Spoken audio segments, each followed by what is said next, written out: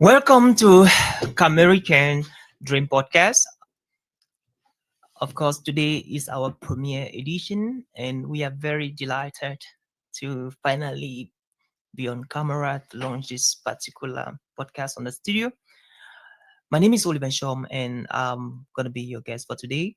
We are on a mission to spotlight voices of impact, Cameroonians in the diaspora, starting from the United States of America, in order to bring out the best, especially to bless and inspired and empowered the young people back at home, the adults, the mature, the children growing up with dreams or aspirations.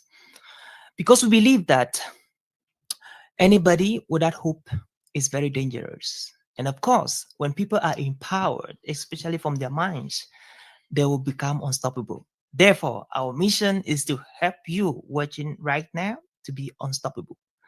And today, we are so great to have our first ever physical or in person guest. And this is not anyone, but the one and only Dr. Stanley Fongod. You're welcome, Dr. Stanley. Thank you so much for having me, and thank our viewers for tuning in as well, and everyone who will be watching this webcast subsequently. Oh, pretty good. Yeah, thank you. I'm happy that you have the mindset of the people who be watching us after, which we have a lot of them that be watching us after. Absolutely. So, by the way, thank you so much for welcoming me in Los Angeles, California. It was such a warm reception, and I want to say thank you. Thank you for coming to sunny California. They call it, that's how we call it. Okay. Sunny Southern California, and I hope you enjoy it. You like Yeah, it? absolutely. I went up to the mountain and I felt like I was home. I was Okay. home. Thank you so much for All that right. excursion of yesterday. Right. So, Dr. Stanley, it's actually a short time we met, and I've had very, very, very amazing, deep conversations with you. And most of the time when I listen to you talk, you talk so much about the importance of empowering the mind, the importance of personal development, how we can transform lives of people, beginning with our own lives, if we are fully developed, if we are learned, if we are transformed by renewing our minds. So why do you believe that mindset development is very important to personal success? Well, maybe I start by stating that one of our ancient texts, which is the Bible, says a man falls 7 times and then 7 times he rises again. And I think that the miracle is not that the man rises 7 times, it's that the man's mind did not fall in the first place.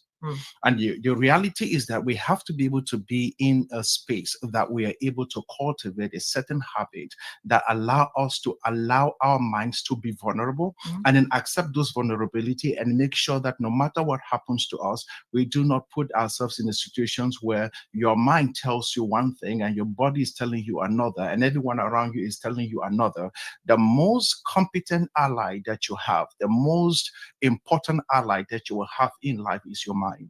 If your mind absolutely quit on you, it's pretty much game over. You can become anything that you want to become. The first thing that you just need to do is to believe at the level of your mind, and then everything else you ever wanted in life will be possible. I love that. I can connect so much what you said. That's so powerful, and I just wish our guests are tapping that, and the people watching us from around the world are tapping that. And so there is this experiment that I actually experienced. I'm not the person who did that. I watched a YouTube video, and Dr. Myerson Gordon did that. So when he was talking in one of his videos, he made a statement. He said, "Look at it. In our body, is the lower part of the body that fits, that receive instructions from the upper part of the body and then act according to what the upper part of the body is doing." And he gave a perfect example. Dr. Stanley, he said, when you're eating, what happens? You use your fork or your spoon, carry your food, you put in your mouth.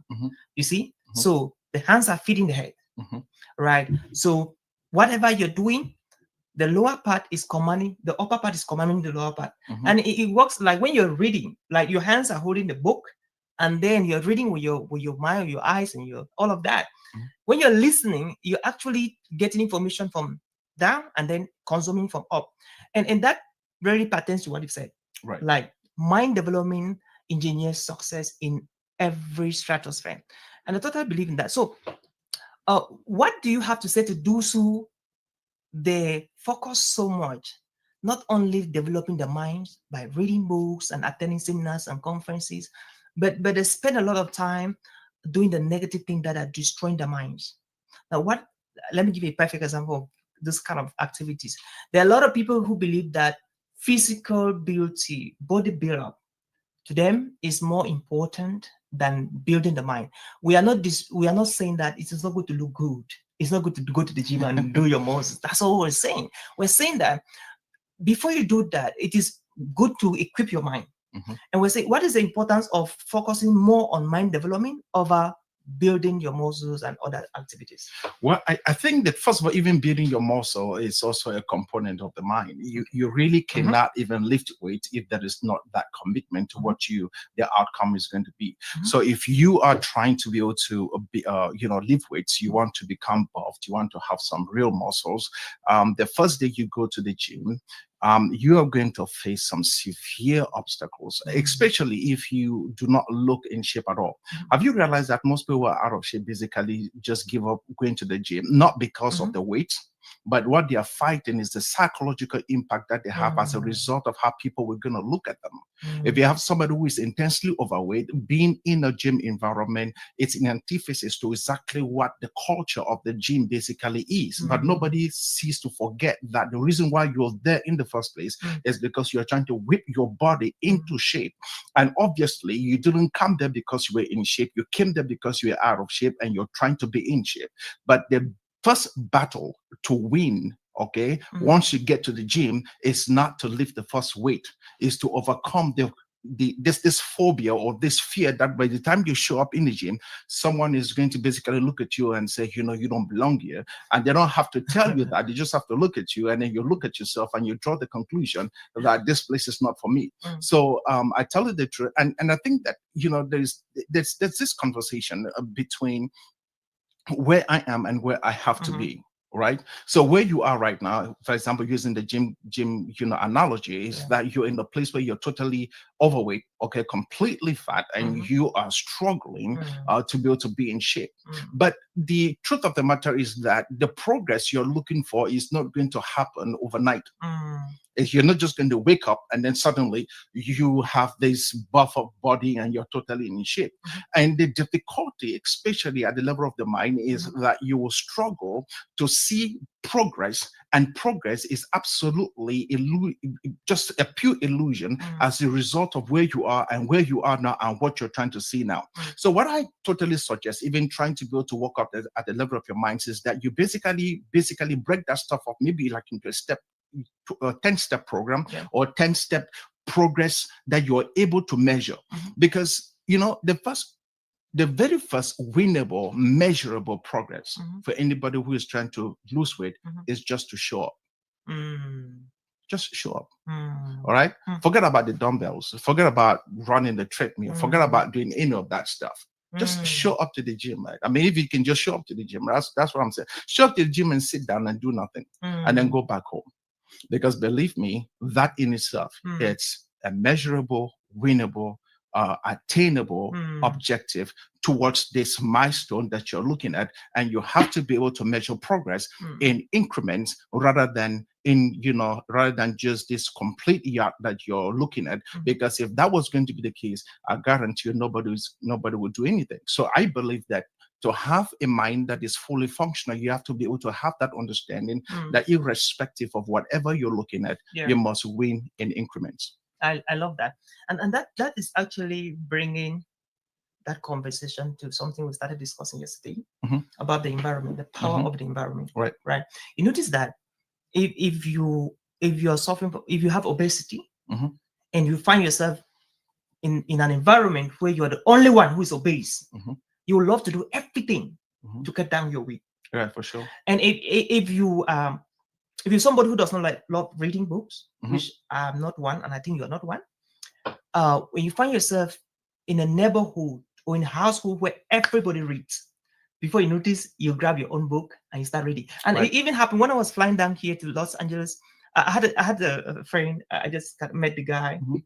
He's a basketball player. Mhm. So he had his book he was reading. So I had my books. My book I was reading. So I started reading my book. So the guy was kind of trying to take some nap. Mhm. So he slept a little bit, got up. Mhm. The first time he saw me reading, second he saw me reading, third time he saw me. Then he picked up his book. He started reading, Mhm. and it happens in every aspect of life. Mhm. So how can you use that aspect of environment? Mhm.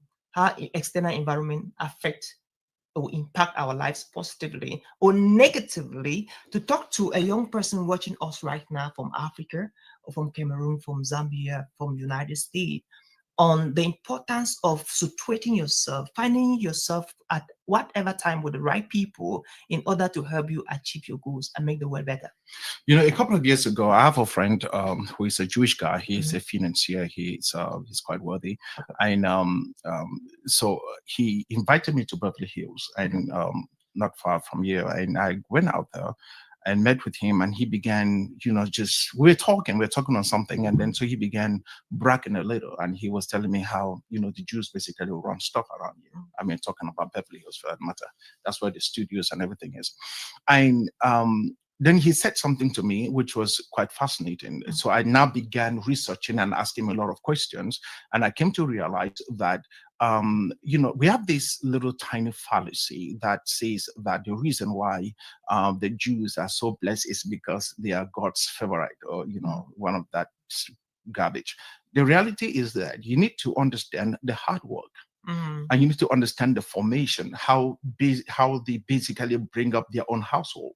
So these are guys who basically breathe, live, and talk money. He told me outrightly he can be able to raise up 150 million US dollars in 1 hour right there. Oh, All right. And ask me, what can your community do? Absolutely nothing.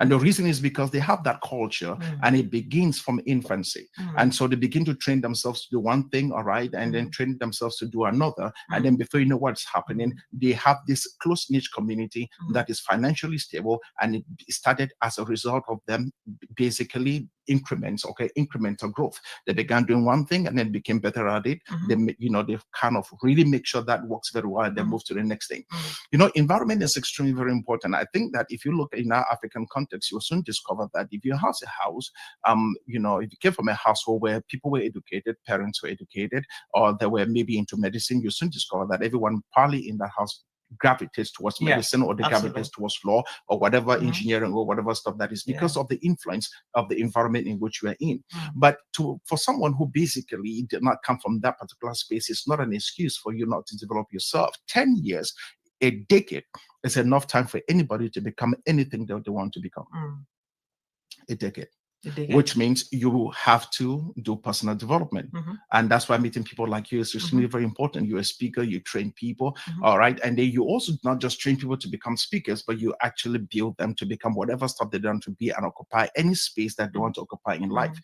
which is extremely valuable. And for me, I think that if you're just able to do that, and do that consistently, Mhm. then you can truly become anything. And it doesn't really matter whether you Yeah. have, you're from that particular household, or Mhm. you can build the. My point is, you can build the environment, you can create the environment, Mhm. and you can make the environment. The environment that you're in right now, you are not locked into that particular environment. Mhm. You can win Mhm. and become extremely successful Mhm. in that environment, because you can be in an environment but not of that environment, by creating an environment that is your own, by the books, the Mhm. videos, and everything else that surrounds you. That becomes very interesting, Dr. Stanley. Now, before then, I want to say hi shout to Star Daddy, John Ita, a good friend and a partner, even to Right. this podcast. He's doing an amazing job, incredible, like so amazing, like building communities of people who can save Right. and then get done there. So environment. So Mhm. let's look at it this way, right? Mhm. A lot of people are listening to us right now, and right from infancy to adolescent, youth, they're getting to adulthood right now. Mhm. Throughout, the environment has been very toxic, very unfriendly, and unintuitive. And they want to bring their own environment out of the environment, like you talked about, and they keep on suffocating. The moment they want to rise, something is like shut down. The moment we like, it's connecting to kind of a story that you shared with me, but I don't want to talk about that for now, as probably we'll bring it at the end of the conversation. You want to rise and then you like shut down.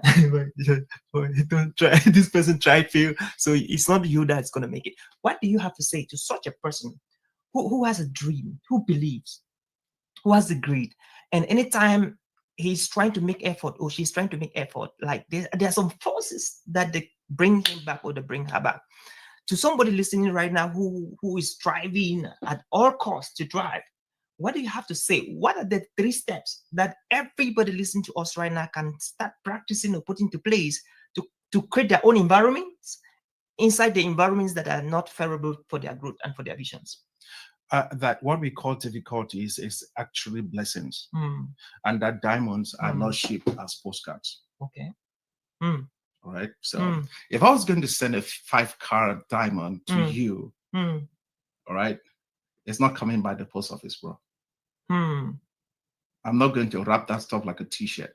mm, A 5 carat diamond worth maybe about 4 or 5 million US dollars is going to mm. come, with brinks. Okay. All right. A particular agency would have to bring that stuff to you. Mm, I'm not going to ship it like it's a postcard. What that means is that what is of value, it's not wrapped up in easy to break packages. mm, So most of us are diamonds in the rough, and it takes a little bit of cutting. mm. It takes a little bit of work to be able to unveil that value that is locked up within you. Okay. And most often at times it's uncomfortable. And Mm, that's why most of the doors basically get slammed on your face. You get fired. You yeah. try this, nobody says. People are like, you know what, we don't want you. That's okay. Mhm. The reason is because you have not exposed your value Mm, long enough for whoever is trying to hire you to find utility in you. mm, But the moment you begin to work on yourself and you work on your craft, yeah. and then sooner or later you'll realize that people start looking for you. You don't have to look for people. And the Mm. reason is the diamonds is no longer in the rough, bro. Oh. It's the diamond now. The cutting has taken place, the Mm. polishing has taken place. It was painful though. Mm-hmm. But then after this pain Mm-hmm. stands the most beautiful stone you've ever seen. I love that, man. It's like you're talking to me. So, what do we do at that stage? Now, you're indirectly telling me that, or telling the audience that the moment you are in constant search for opportunities to do what you love to do, you feel you're born to do, it is a sign that you have not yet really uncovered the diamond. Is that what you're saying? No, the journey is important. Okay. This is primarily based upon rejection. Mm-hmm. You know you're a diamond anyway. Yeah. So your search for relevance, it's probably maybe what is more, it's a little bit more important to you at the moment. Like you're trying to basically gain recognition. You want people to know you, so you're getting frustrated because the doors are not opening. That is a wrong. You're basically asking a wrong question, because the right question is not about how relevant you are. The right question is if you are full of the capacities and the potentials that you carry. Okay. Because the evaluation as to your gifting is not going to come from you. Okay. There's no diamond in the world that self-evaluate. Other people need to evaluate the Obviously, evaluation and vet. Obviously. I love that. So how do somebody know that my diamond has been uncovered and it is time for me to fully play in? That time never comes. People will identify the timing, and then people will find you. So when the only thing that you have to basically look for is exposure. Okay. Because it doesn't matter if you take a 5 carat piece of polished diamond and you throw it among rocks. You don't need a trained eye once it's been polished to identify greatness, which means that once you've been polished, everyone will come looking for you. What we are struggling with is when we are still in the rough, unpolished. If I put diamonds here that is unpolished and I ask you if these diamonds, you'll be like, you don't know. I mean, if I kept that stuff, you probably would throw that stuff away, but not knowing that you're looking at real value. But after the polishing, then everyone can identify. So the gift that you have, even as a speaker and a trainer, is to be able to identify diamonds before they get polished. I love that. Yeah, that's Exactly. I think we'll be doing that so well. Exactly. Right. So what do you tell the person watching us right now who is still in the uncovering phase of his or her diamond? And at times many quit along the way. You agree with me on that? Of course. Many thousands, millions, billions, they quit along the way. What do you have to tell the people watching us and they are in the process of uncovering the diamonds for the world to discover it, and they're like, this is too painful. I can't bear the pains again. That you have to do whatever it takes to die in the process of uncovering and searching for meaning. Okay. Because you have to understand meaning. And the reason why meaning is very important is because once you fully know exactly what you're born to do, once you know that this is the one thing that brings you the most maximum amount of joy, you will do whatever it takes to go to achieve this dream. That's you actually understanding meaning. Okay. Now, once that's done, then all the other obstacles that you have along the way means absolutely nothing. You know without a shadow of a doubt that what you carry is of value. And so if you meet obstacles along the way, you treat them as opportunities to know how not to do things in the future. All right. And sometimes some of those obstacles just basically means maybe this grand architect of the universe, e.g. God, is trying to be able to prevent you, okay, from basically being with people that you really have no business being with them. So sometimes the obstacles you face is actually your own, it's working in your favor, as opposed to something that is basically, working anti you. But in the moment, you might be like, man, I don't like this. But it's okay. Yeah, that's right. Because I had people that later on, they called me, they told me that some years ago, they felt like they wanted to help me do some stuff. Something to them that they should not. And I'm like, okay. I'm trying to understand what it means. And I'm like, go ahead, please. And they're like, well, that was to your favor. They said, if we could have helped you, maybe giving you those platforms you needed then could have spoiled you. And that's why we just allowed you to go. Right? And that's so powerful. And this is one thing that people also need to understand listening to us.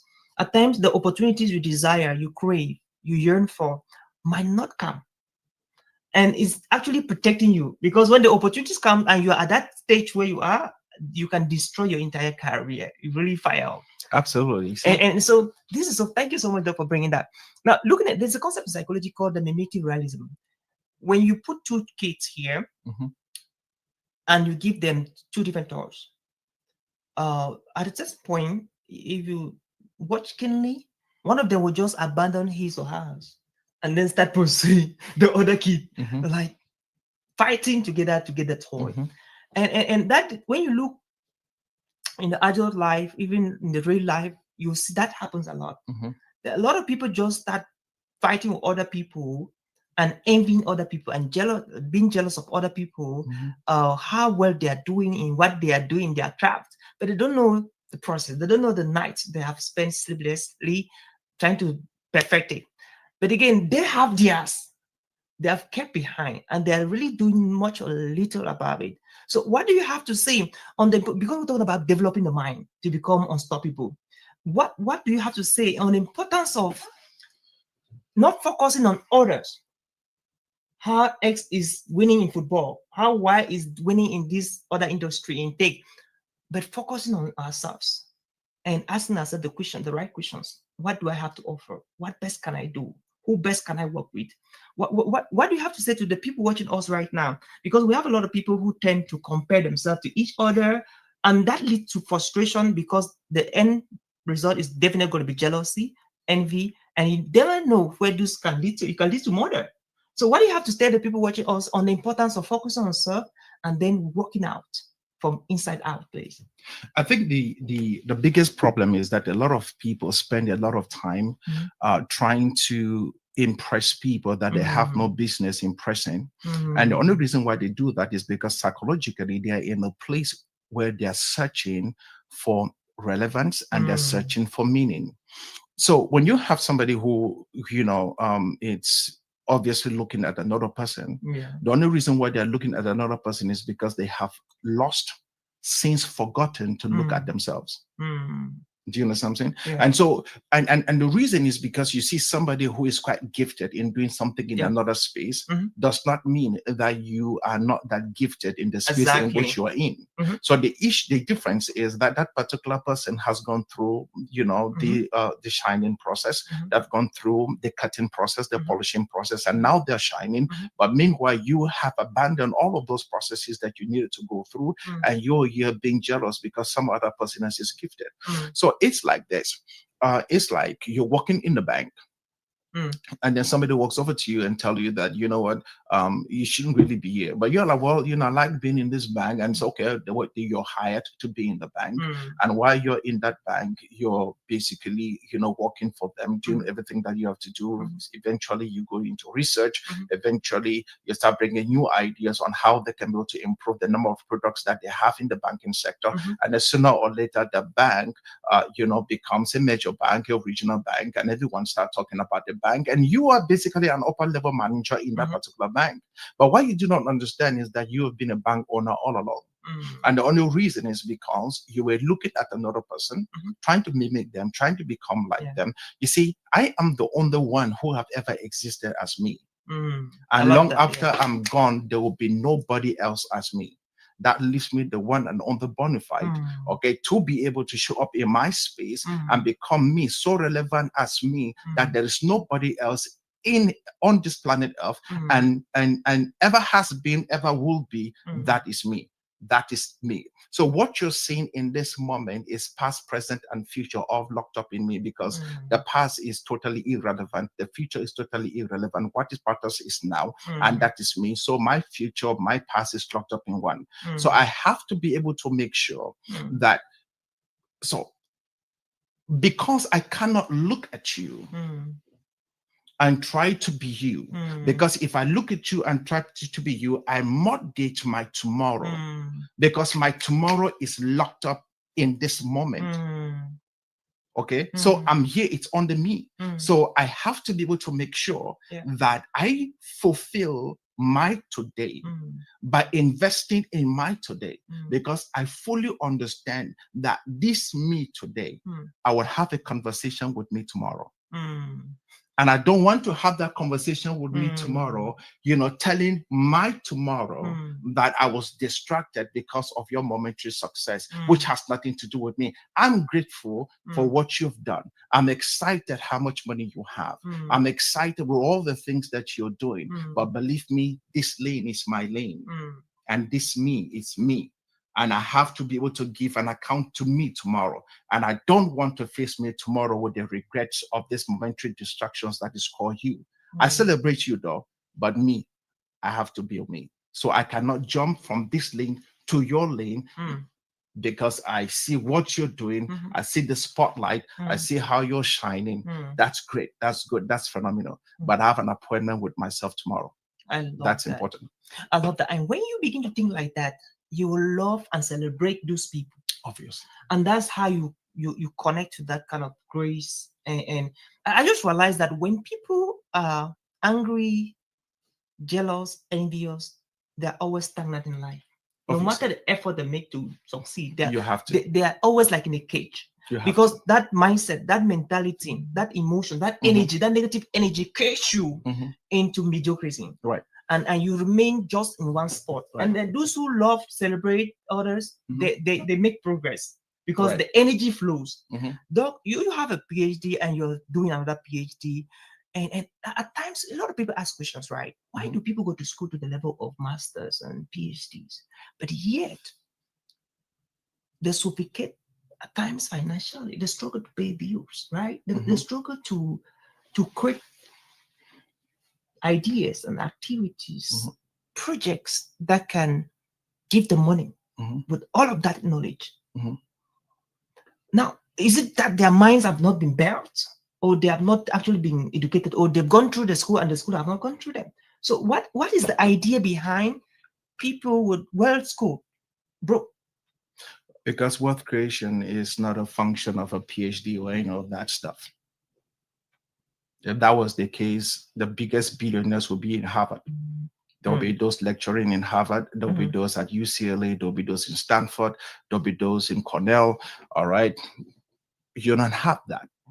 I think that financial empowerment is a whole separate conversation in terms of how you can be able to, make money. And most often at times, I think that in pursuit of money, we lose the most important pursuit, which is the pursuit of fulfillment, finding the reason to which you were born, understanding why you came onto this dimension, understanding why the great architect of this entire cosmos placed you here, so that while you're here, you can fully experience all that you came here to do. And then I believe that within that space, you can be able to achieve whatever stuff that you need to achieve. But you basically has to do something. It's like being in one of our Pentecostal churches, and then you say you are a prayer warrior, or you are one of those people who basically just spend time praying. All right. The guy who is praying still has to collect money from me, okay, or from you, because they need to eat. But they are praying for you, though, that you will become successful. But then in the prayer for you to become successful, you have to give the money, because their successful prayer has not successfully helped them get money. Okay, so what's the missing link now? What's the missing link? Is it that what would take some of these people to create jobs for themselves? To help themselves to be maybe financially stable and live the happiest life they have always wanted to live, is not being taught in school. No, it's not being taught in school. So if that was going to be the case, then someone like Warren Buffett, someone like Microsoft founder, whatever his name is, Bill Gates, and then all of these people like Elon Musk, they will have completed school. Okay, I get the point. So now, how do we blend? How do we blend the education with the wealth creation? Then we have to separate education from certification. Oh. Right? So certification means absolutely nothing. Right? So I got a couple of certifications. Yeah, so what? Education is basically once you've stopped going to class, that's when schooling really begins. Which is basically you being self-taught, basically you studying the most you can, reading, attending seminars, and getting through books, doing whatever stuff you have to do. That's where education really is. And it is within that particular space, and you doing other things with understanding, money, understanding the market, understanding the financial world, that you are able to make money. And also you're able to just find fulfillment in life. Yeah. So for me, it's we have to be able to make sure, because we can drive people, okay, to go ahead and have multiple PhDs, and that doesn't really mean anything in terms of financial empowerment. All right, it just simply means that you know a whole lot about a whole lot. All right. And sometimes you can be useful in the space in which you know a whole lot. But that also does not mean that because you know a whole lot in one particular space, suddenly you are that gifted intellectual in all other spaces. I think you need to read Thomas Sowell's book, Intellectuals and Society. All right. So intellectual is very important, because sometimes, for example, someone like Barack Hussein Obama shows up and he's the president of the United States of America. He knows nothing about medicine. Someone like Bill Gates, very good in computer stuff. He knows nothing about medicine. But those are the guys who are lecturing us on every single thing that's in between. Just because you are gifted in that particular space has nothing to do with the fact that you know other spaces, because you are not certified within those spaces. I get it. So when you mean, okay, Bill Gates, for instance, right?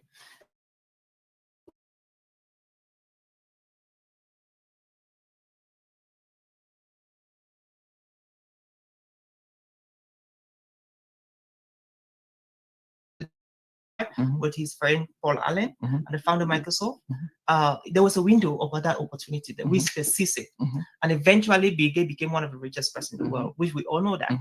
Now, Bill Gates. So when you say here.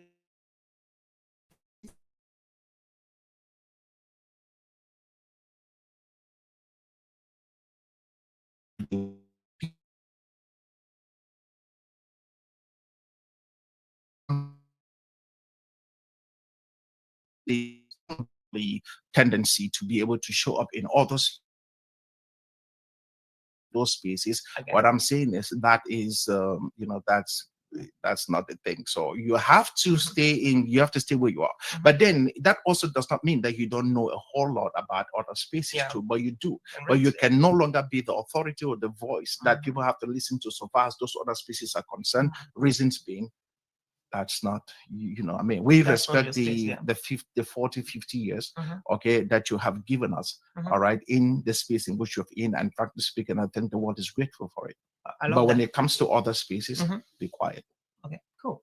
So look, this is very interesting. This is a very interesting conversation, and I hope the people watching us are actually getting inspired and blessed, because the objective is for you to jump out of this podcast and start doing something with your life that can help you and help the family. I was having a conversation the other day with Bruno, and he said, what you're born to do on earth, what you came here to do, the resources you have been given by God, the universe, by your ancestors, your parents, your great parents. If you don't do something with that, you're supposed to be arrested and jailed. I don't forget about that statement. And it really makes a lot of sense to me. And I also learned that when the life opportunities comes in windows, so if you miss some particular opportunities in 2025, they may never come back again. No, they will never. And so might even come like in 2050 if you miss them today. And it means that people need to be sensitive enough to be able to sense or feel this, that this is my thing, this is my opportunity, this is the connection I have to make. What do you have to say on the importance of how can someone listen to us now position himself or herself in a very strategic style, in such a way that the opportunities that are meant for her or for him to get, that would take them from point A to B or from D to E, should actually come and they recognize that this is it and go get them? So you probably should be reading. There's a lot of guys out there who basically talk a lot in this space of trying to be able to tell us where society is going, where the future is, where technology is going. And this is quite painful for me, because in 2004, in the Georgia Dome, I think Atlanta, Georgia, okay, I was with someone back then, and we were able to, for the first time in the history of the church, the Kojic, the Church of God in Christ, we streamed them live on the internet for the first time. 2004. YouTube did not exist. The later part of that year, I contacted a Cameroonian who since passed to, and God forbid, as a matter of fact, I regretted ever doing that, to create for me a platform where I could just be able to allow different churches and different people to upload videos. And so he collected the money and basically vanished. Oh no. Didn't do anything. And even the ones who want him to do sabotage a whole lot of stuff, and eventually the guy died many years ago. But this is long before YouTube. Wow. You know something? Long before YouTube. So the universe, the entire cosmos is constantly breeding informations into the consciousness of mankind. And when you have that opportunity for, to be able to be that receptive antenna that somewhat capture this signal coming in from the cosmos, you need to be gracious enough and humble enough to tenaciously just pursue that dream and then have it. Because believe me, if you think you're the only one with that idea, you're crazy. You are not. It's who shows up first in the marketplace. I love that, Doc. See, what can someone do right now to show up first in the marketplace? Act right now on the dreams and the visions that you have. Right? Act right now on the dreams and the visions that you have. There's something. Hold on, let me see if I can turn.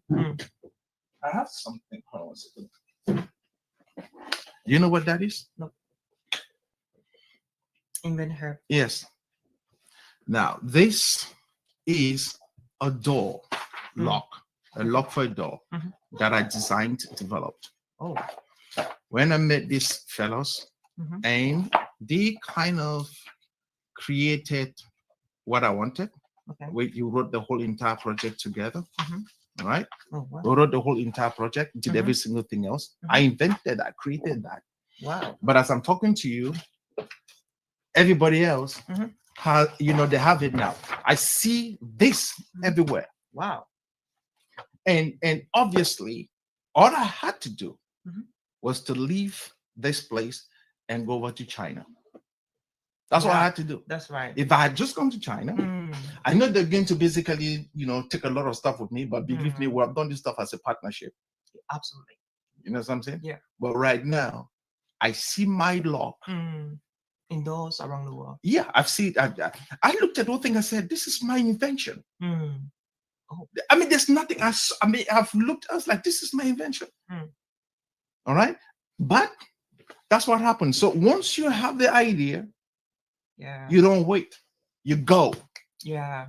That's I think that's one of my superpowers. Like I don't waste time. Yeah, once you have it, you go. I just There's go. no need for you to wait. Wow. This is so and this is so amazing. And I remember this guy. I'm forgetting his name. He's one of the richest Black Americans. Tall, huge guy, just like you. Mhm. He actually bought the project. Mhm.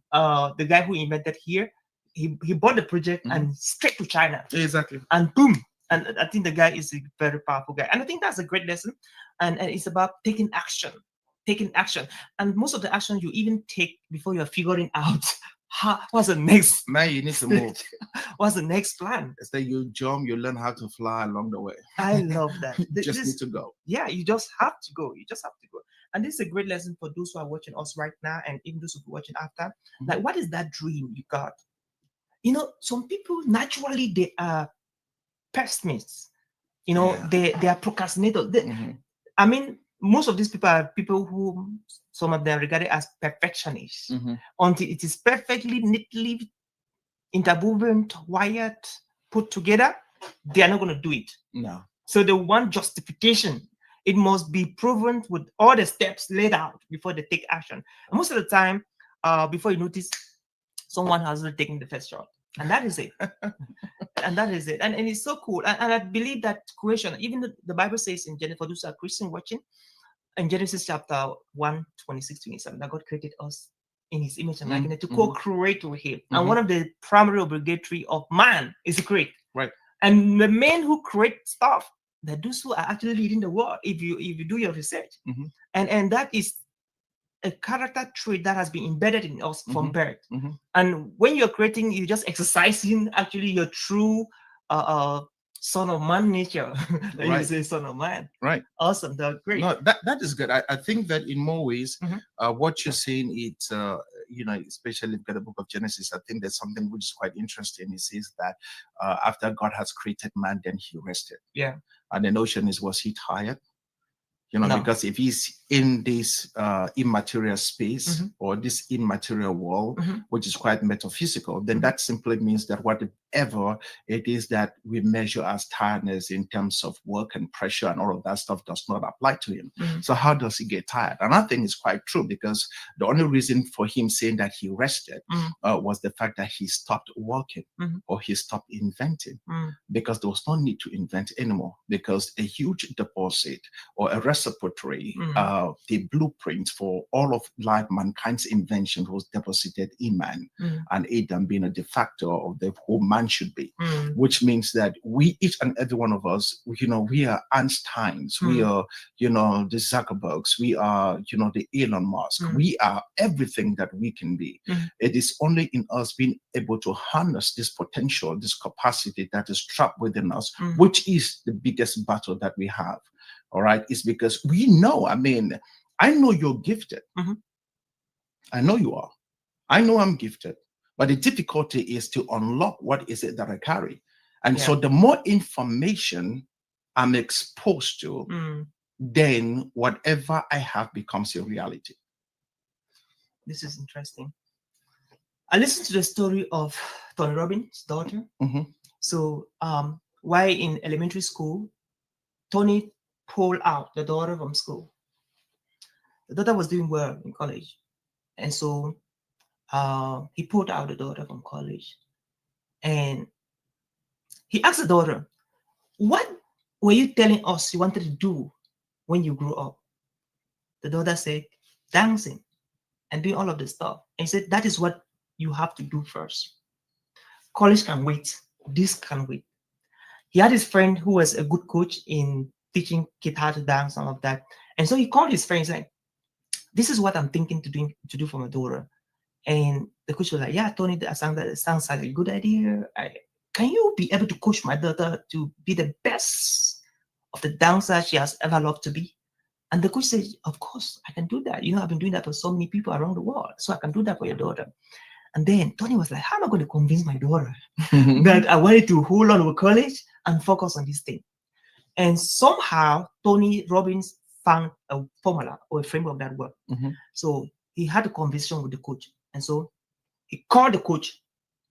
And immediately after he dropped the call, he called the daughter. And then he spoke to the daughter, and the daughter was like, Dad, how am I going to do that? How are we going to do that? I'd be like, don't bother. There's already somebody who's ready to work with you. And immediately he linked them up, and the coach called the daughter, and that's how the daughter had to hold on with college and went in for training. And they brought her in a particular state where the best of the best dancer, because the daughter was doing well in school, even as dancer, while in college. Right. But Tony said something I would never forget. He said, if you're born to be the best dancer, you're not supposed to be competing with those who were never meant to be dancers. And in an environment where it's not where dancers are supposed to be. Right. But he had to bring the daughter to the real school of dancing, where people travel from all around the world to come to the United States to learn how to dance, to practice that choreography. And that was where he expected the daughter to practice and rehearse her dancing. Guess what? The daughter finally did that training, and she became one of the best. And on the day of her graduation, she surprised the dad, Tony Robbins, by inviting him and then hiring a limousine that would pick him from the airport to the final occasion. So when Tony arrived at the occasion, there were so many people there. He almost started just crying because the daughter was given the best price. And you like, the investment was actually worth it. So what do you have to say to the people watching us here? Now, we have a lot of the Tony Robbins watching us. We have the daughters kind of people watching us. We have the coaches kind of people watching us. You might be watching us now, you're the daughter. You have the talent. You may be also watching us, you are the father figure. You have a daughter, you have a son that is so talented. But you know that this school that is doing this or she's doing this, after you need an employment, but you want the child to go through the school process. But again, you know that if this child can give a 3 years shot into this thing full time, 24/7, this child will become one of the best and sponsor the rest of the family members. And maybe you are the coach. You know that this child has talent. It's not your child, but you believe that if you can invest in this particular child, this child will become the best in the world. So please talk to these 3 people on why they have to do what they have to do. No, so I think it's Miles Monroe who said that the richest place in the world is not the diamond fields of South America, neither is it the gold mines in the Americas, Saudi Arabia, or oil fields in Saudi Arabia. It's actually the graveyard. It is the cemetery. You see, I say that each time I see a hearse, carrying a casket to the grave, what I need to see is a U-Haul truck or a 40-foot container trailing the hearse. Because in reality, we need to go to have a representation. Can you say that again? Maybe so many people did not get. Yeah, so I'm saying that each time I see a hearse, this car that carries the casket, as it's going to the cemetery, we need to be able to place a U-Haul truck, or a 40-foot container behind the hearse, because that too must go to the grave. The reason is because it is useless to us. Those are those man's dreams, those are his visions, those are the books, those are the seminars, those are the inventions that will never have expression in life because the career of that invention died as a thief.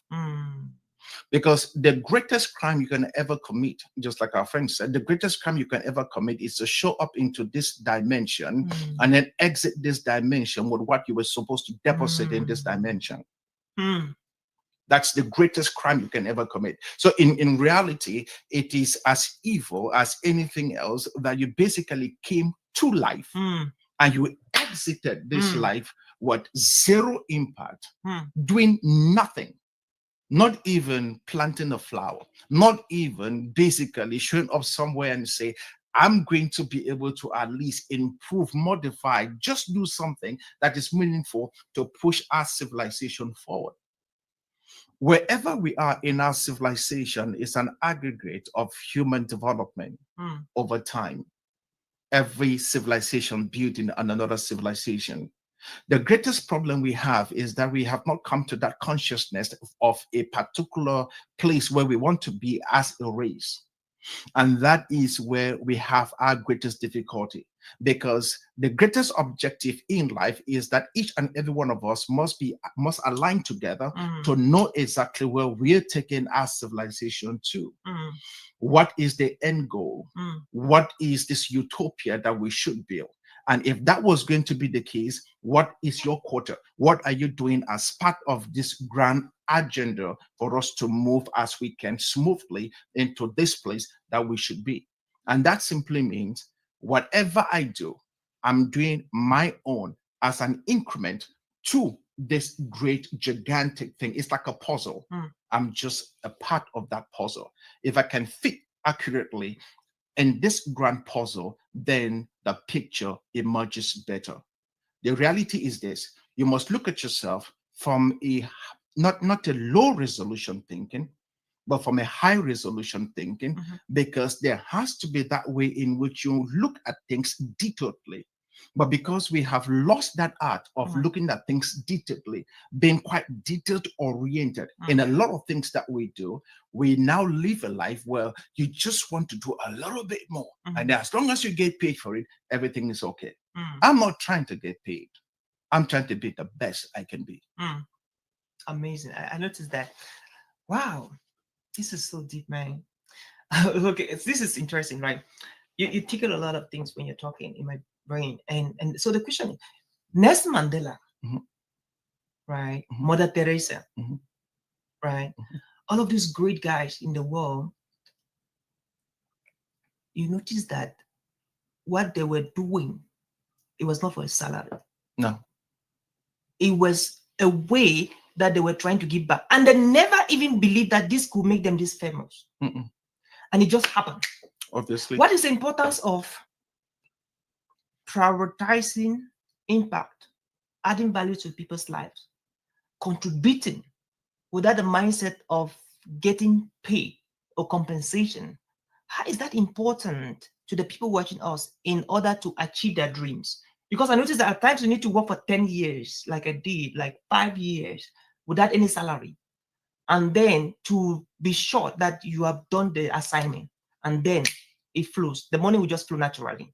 What do you have to say as a message, as caution, as warning to the people who want to get the kind of result they are craving for? But again, they want it overnight, but they're not ready to pay the price to get it. And they're also mitigating strategies on how they can even balance their lives, at least have a basic, a minimal allowance money to survive, to take care of themselves. Why the bill on that, please? I think that the greatest achievement anyone can have in life, it's only possible at the point of death. Wow.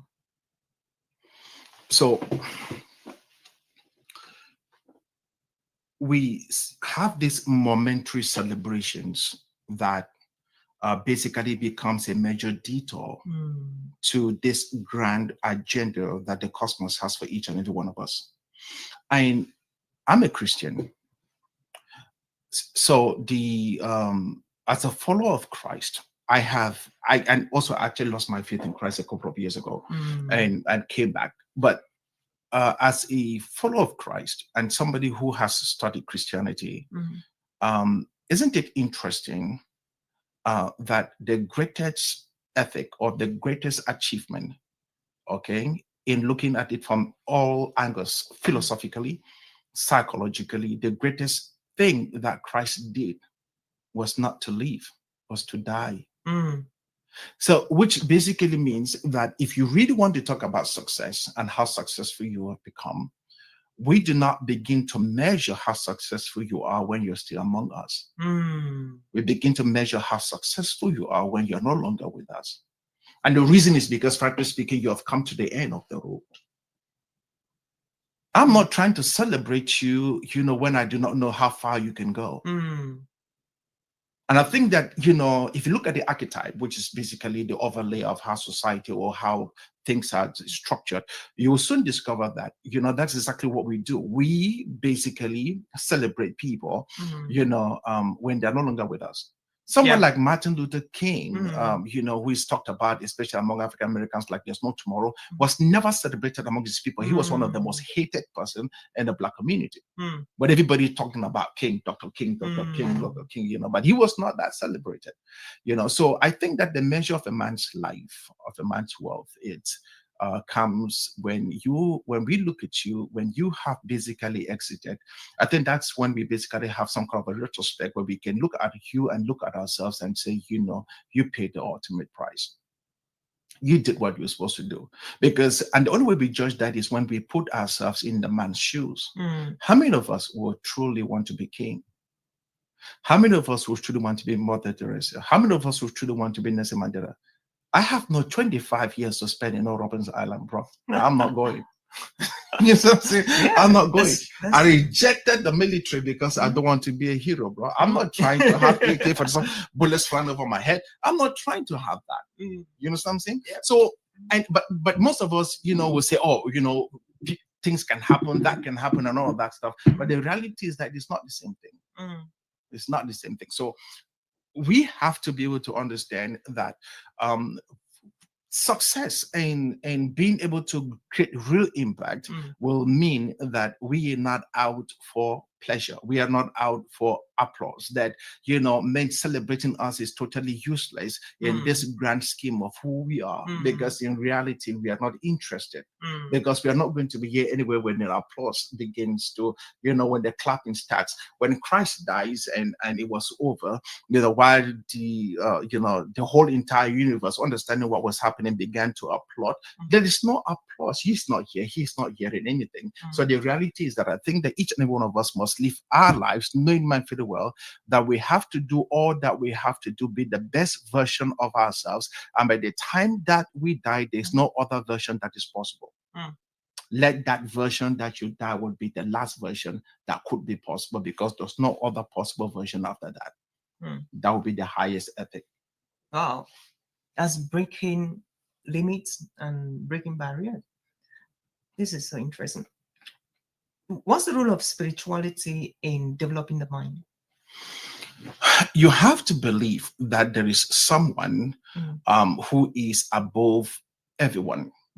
So I do not believe sincerely that we are random in the universe. I think that the complexity of the universe basically tells me that there is someone who basically set things in order, who basically set things up in such a way that if you look at the cosmos, if you look at this world, if you look at where we are, the privileged position we are in our planetary system, 1 degree off, we are dead. 1 degree the other way, we are dead. Too hot, too cold. All right, we are just uniquely placed in a place where life is possible. I don't think that all of that stuff is random. Right. And so on those bases, I am a big time believer that there is someone out there, and there's someone out there who basically set things in motion. There is too much order in a lot of things that we consider to be chaos. There's too much order, and you cannot have that so much order out of chaos. All right. So there's too much order. Our DNA tells a different story completely. I think that the structure of the universe in itself tells a separate story. Everything seems to be so perfectly aligned, and the notion that we are random basically makes any sense. So call me an idiot, call me a fool if I say I believe that God exists. I'm okay with that.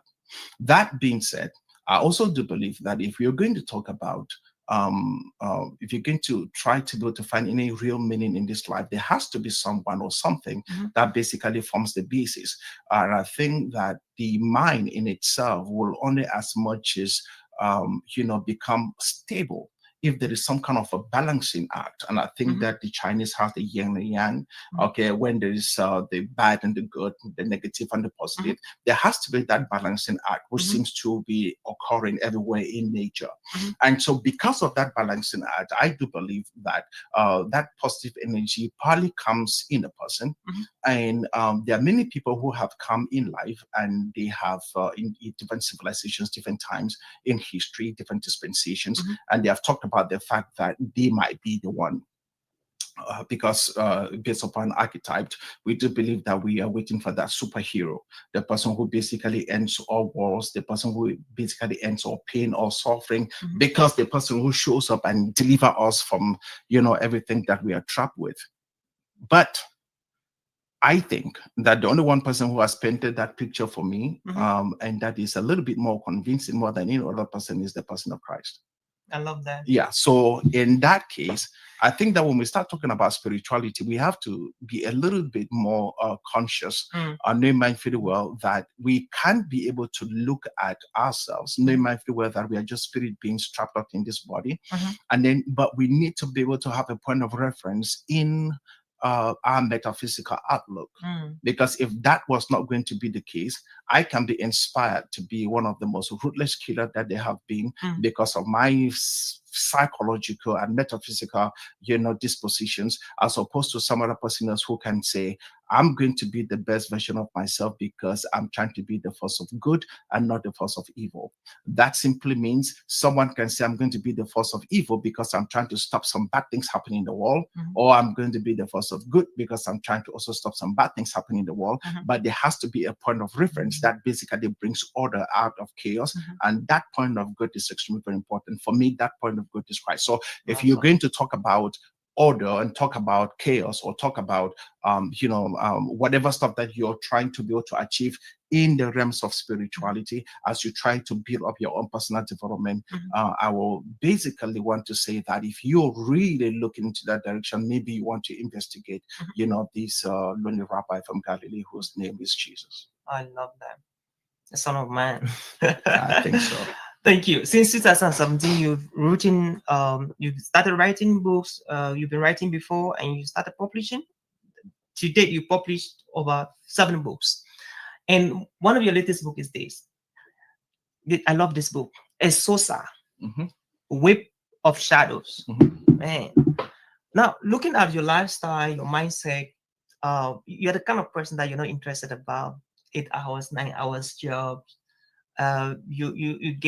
You buy your land, you do your crop cultivation in America. And I'm like, oh, that's interesting. Like, your mindset is really, really unique to the majority. Maybe that's what I think. So what motivated you to think in that pattern instead of thinking in the other pattern? Well, I think it's just a matter of chance. And then sometimes life throws things at you, and then, things just do happen. Okay. And because I have been very much interested in entrepreneurship, and my entrepreneurship journey actually started with my mom. I think that my mother was a big influence in my life. I have a brother too, who studied petrochemical engineering in Nigeria, returned back home, and was a specialist in cooking. I used to hear. That's the local gin, like moonshine. Okay. The guy was an expert in moonshine stuff. Okay. So he taught me a lot of things. Okay. And so I used to travel around, to going from one village to another with a little powder in the sack. We used to go to the abattoir where they cut meat, that can make, stuff. And then we collect where they sell meat, right? We collect the bones, bring them, burn them, grind them up, put them in little sachets, and then be selling them as something called shiny. You used to clean your teeth with it and whatnot. Yeah, I was quite young then, moving around. Okay. Yeah, moving around. And my one of my other brothers used to send me to go do that. All right, until I got quite upset because he wasn't giving me my money. And I reported him to my dad. And my dad was like, so why are you complaining about if you don't want to know the work? I was like, yeah, I get it. So I started doing this stuff. But he invented, he came up with this very elaborate laboratory behind the house in the village. And now that was where he was basically cooking, this alpha thing, the spirit, the gene thing, like moonshine in America. Yeah, he was quite good at doing that stuff, But he was a petrochemical engineer, though. Oh, wow. But he too was thinking about how to make money quick. I love that. So that basically became the formation. And then my mom had some roots in the Bamileke line, so she too sold everything in this life. I think the only thing my mother did not sell was me. Oh, If I had made one mistake, now I was one with it. Yeah, she was quite good. She was quite prolific. She was an entrepreneur. So yeah, I love that. And so I have another sister too who is very, very much into that space. She's business like there's no tomorrow. So yeah, I think she took after my mom. She's quite good. She's quite gifted. A lot of things that you see is all her. She's really, really gifted. Wow. She's good. She's very, very good in that space. I love that. So I think that just time and chance, basically place once where I am, and we say this environment, right? Environment. So I'm always trying to buy something. I'm always trying to sell something. I'm like the cheapest person you will meet on planet Earth. Somebody meets me and said this thing is $500. I'm like, okay, I'll be right back. If you selling for $500, that means you bought it like for $4. That's why you're selling it to me for $5. So I'm going to find where they sell it for $4. Right. So it's, but all of that is just because, of the place I grew up on. I think our environment, basically, my environment played a vital role in that. We talk so much about that. And so tell us about your books. You've written 7 books and you published a couple of them. So this book, this is very interesting. It's also Wake of Shadow. What's the idea behind this book? I met a young lady in Benin, Nigeria, and she told me her story. It was one of the most heart-wrenching stories you ever hear. At age 16, she was basically trafficked out of Benin, Nigeria, into Italy. And so this book is chronicling her journey through Agadez in Niger, all the way through Tripoli in Libya, and then, crossing the Straits of Gibraltar, and then into Europe. And so that's her journey. It reads more like you've watched 24, those movies. It's quite haunting. And I think that this book changed me. Wow.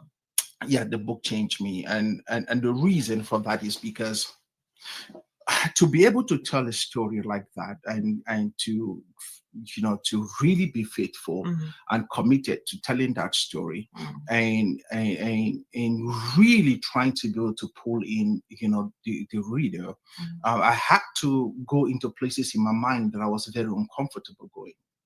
And so that actually got me to check myself, because it's a time when you begin to develop certain ideas.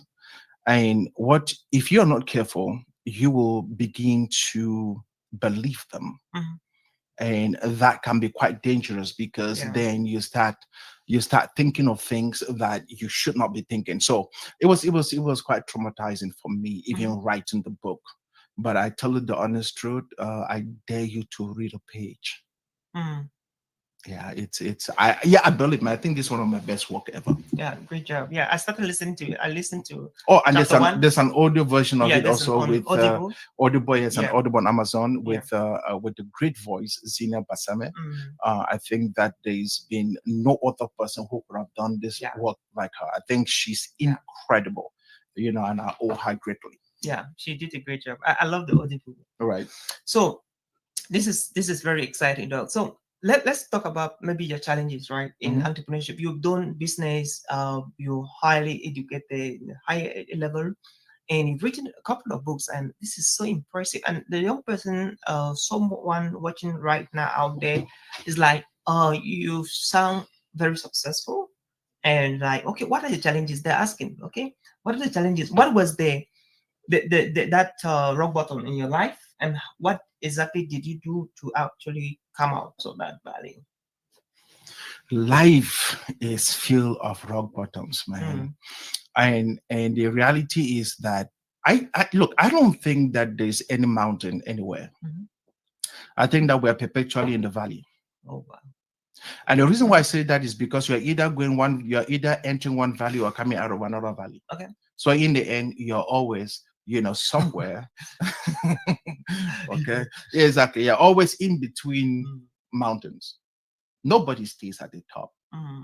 all of us are on the sides. The best you can do is just to be gracing the side. Either we're going up or we're going down. One of my dad's favorite quote to me growing up was that you need to be kind on the people you meet on your way up. Yeah. It's because those are the same people you meet on your way down. It doesn't mean that you're going to go on your way down and stay down. It just simply means that the way life is, you're always going to be climbing, all right, and then going down and then climbing again. So there's always going to be that continuous, constant changes that you float in. I don't care how much money you have in your bank. Life can be so unforgiving. Yeah. You probably might sit over there with a couple of millions and then you're hit with a disease, you know, that your money can help you. So in the end, you really must be gracious to the people you meet on your way up, because those are those same people you will meet when things are not there. So all of us, we're in the valley. We are constantly in the valley, and there's nothing wrong being in the valley. Yeah. No, there's nothing wrong being in the valley. The question is, at what level of the valley are you in? You see what I'm saying? So if you are at the bottom of the valley and you're motionless at the bottom of the valley, that means you're dead. But as long as you're breathing and you see people scaling up, what you need to do is to attach yourself to somebody who has been in that journey before. You must find someone who has gone up or who is going up, and then attach yourself to that person and says, teach me how to climb. That's coaching and mentorship. Exactly. Amazing. You have to. Now tell us, what is your favorite quote? So there is this book called The Alchemist by Pablo Coelho. Okay. I read that book once every 3 months. Oh, wow. Pablo Coelho. So now just listen to it. There's a version on YouTube by Jeremy Irons, the British actor. So I just listened to the book now. Okay. There is a quote in that book, which is a reoccurring quote in the book. It says, when you want something bad enough, the whole universe will conspire in your favor to give it to you. Very true. And what that means to me is that once you become hungry and desperate for whatever it is that you're looking for in life, heaven has no choice but to say, if this is what you want, take it. And what do you have to say to somebody watching this and he knows exactly what he wants, and then, but it comes with a lot of tests from God? Like, do you really want this? Do you really? And then you go through a lot of challenges and difficulties. Like somebody could be watching right now at that stage. They really want it too badly, but they are almost at the point like, do I really need it again? No, well, by the way, God tests nobody. There's no test anywhere. The reason why you don't have it when you're supposed to have it is not a test. It's simply because you are not ready for what is it that you're asking for. Oh. And the reason is because I sincerely believe that when you are gifted and you are desiring and you're ambitious about something, whatever you get is not for you alone. Absolutely. So that means you opt to develop yourself to have certain people in your space that will become partaker of this gift that you have. Otherwise, you will be gifted, and so what? Epic, what the Frenchman would say. So, what's your favorite book in the Bible? Oh boy, I think that Hebrews. It's Hebrews. Yeah, oh, Hebrews. Okay. Hebrews seems to be one of those books that basically, and the reason for that is because I'm quite philosophical in my outlook, and when you look at somebody like Paul, who is a Greek, who is a Jew by birth, and then a Greek he became a Greek by citizenship, who is quite prolific. He is a student of one of the greatest theologians that ever lived, a man called Gamaliel. And then he is quite philosophical in his presentation, because if you look at John, if you look at Paul, Paul is a in more ways, Mhm. talking about men like Plato, Mhm. Aristotle, Socrates, Socrates. Epicureans. Mhm. These are Socrates, Plato, Aristotle. They are 300 years, 200 years, 100 years older Mhm. than the time Jesus Christ came. Mhm. Right? So when we look at Western philosophy, the first thing that we do is talk about Plato, Socrates. Those are the Yeah. guys you learn in university. Alexander the Great. Exactly. Those are the guys you learn in university. But the reality is that Paul is so gifted Mhm. in his presentation in being able to present to us a person, Mhm. not this idea of just basic theology, you should do this, do that. No, to present to us a person, which that person is particularly is Christ. Mhm. And his writings is not so much to us as Gentiles. So, Mhm. his writing is basically to the Jews, Mhm. letting them understand why Christ is that particular individual Mhm. that should come or that has come. Mhm. So for me, I think that when I look at Paul and I look at the book of Hebrews, which it's I can't even whatever portion of the book of Hebrews in the Hall of Fame, Mhm. start talking about everybody else who basically had faith, believing that Christ was going to come. Mhm. When I look at the book of Hebrews, it speaks a lot to me. So I most of the times, if I'm actually have to listen to anything or read anything, I probably read the book of Hebrews and then just bask in the wisdom and the grace and the knowledge of Paul, because I think that and it's quite stupid for anybody else to say anything remotely as close to as Paul is not that relevant. The Pauline theology is if without the Pauline theology, there's no theology. Oh, I love that. I think it's a book of people that said faith is that they define actually faith, substance of things, so forth, and evidence of things unseen. In Hebrews 11. Yeah, Which is basically the Hall of Fame, Hebrews 11. Yeah. I love that. So, which is your what is one thing you love about Cameroon?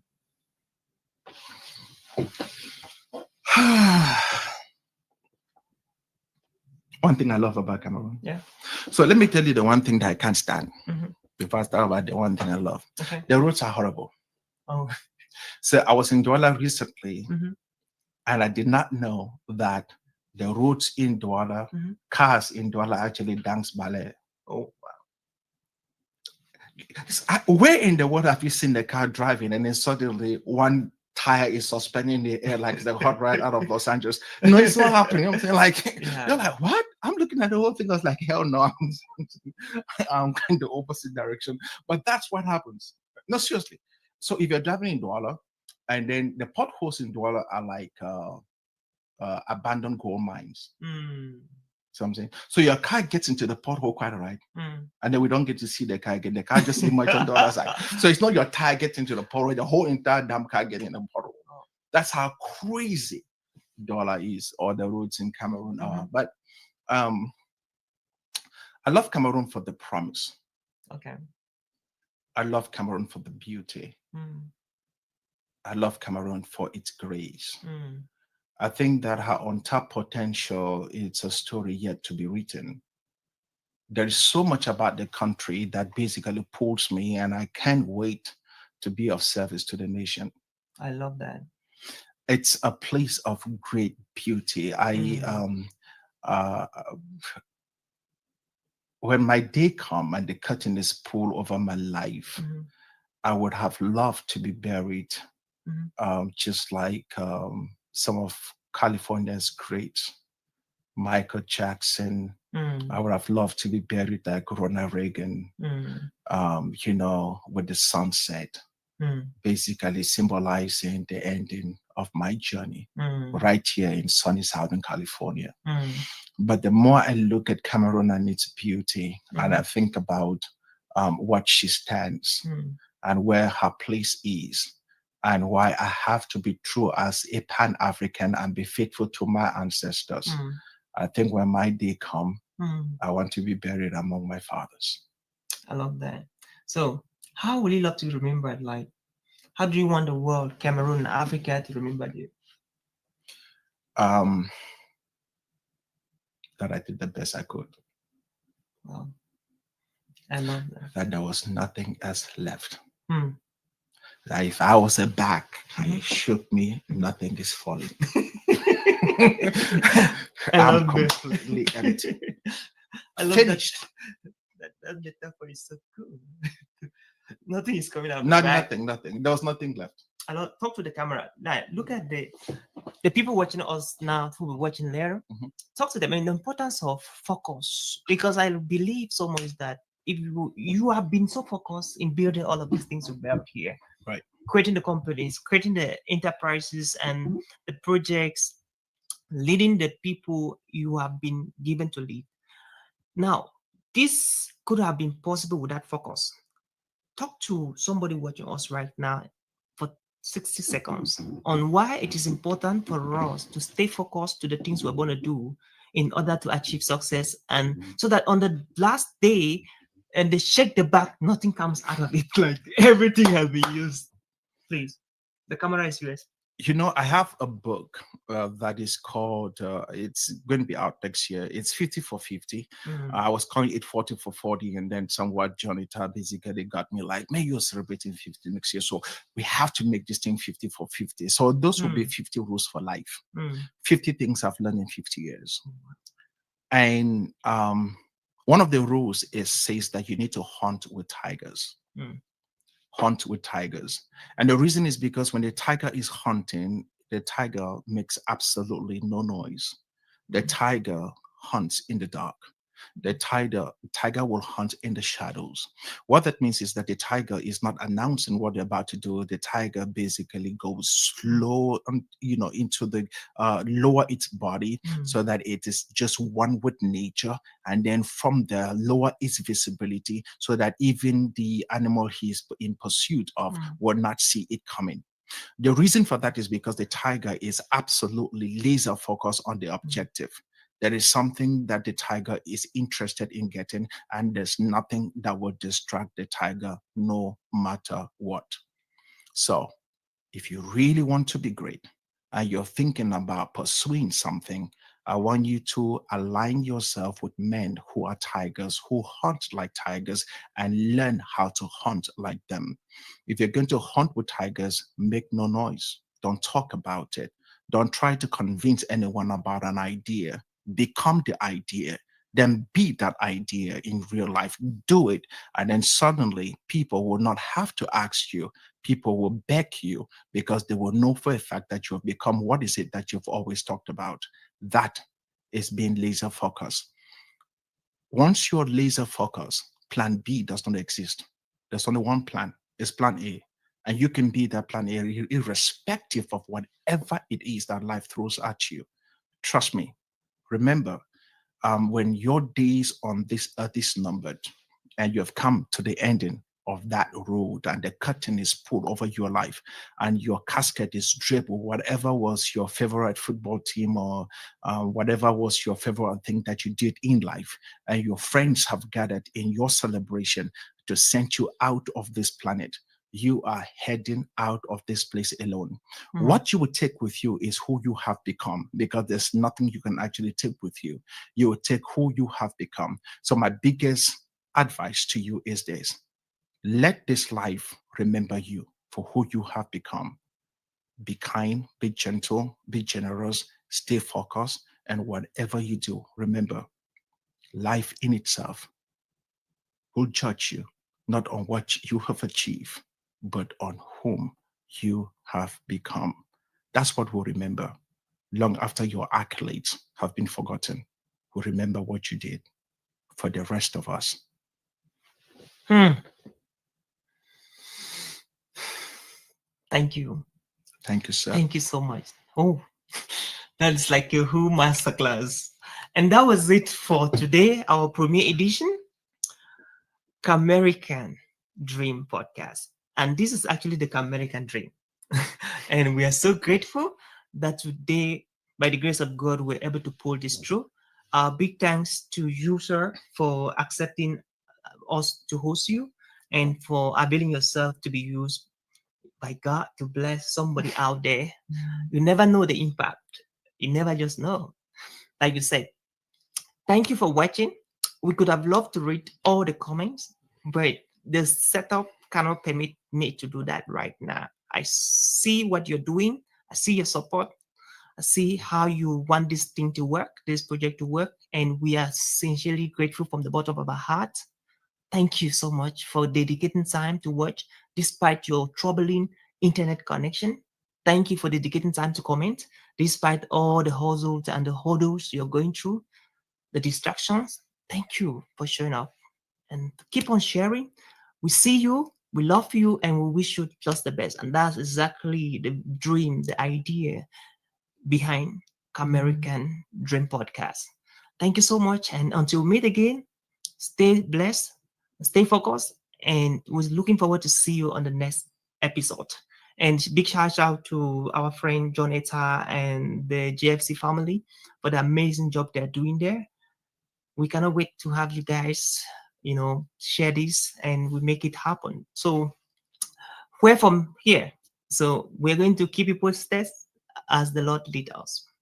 Thank you so much. And once again, thank you so much. Thank you so much, Dr. sir. Stanley, for being here and for pouring out. I feel like you should be very satisfied right now because I feel like you've done a lot.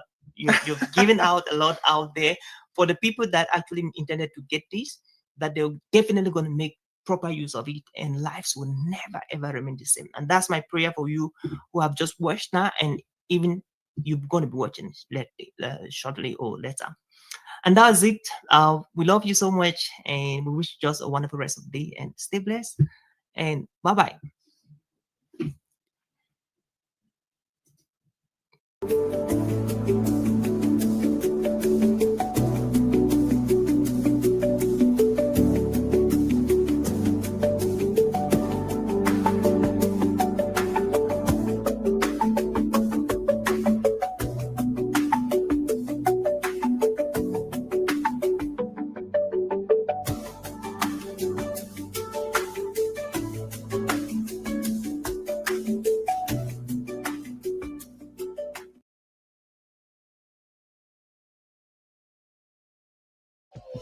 With YouTube Music Premium.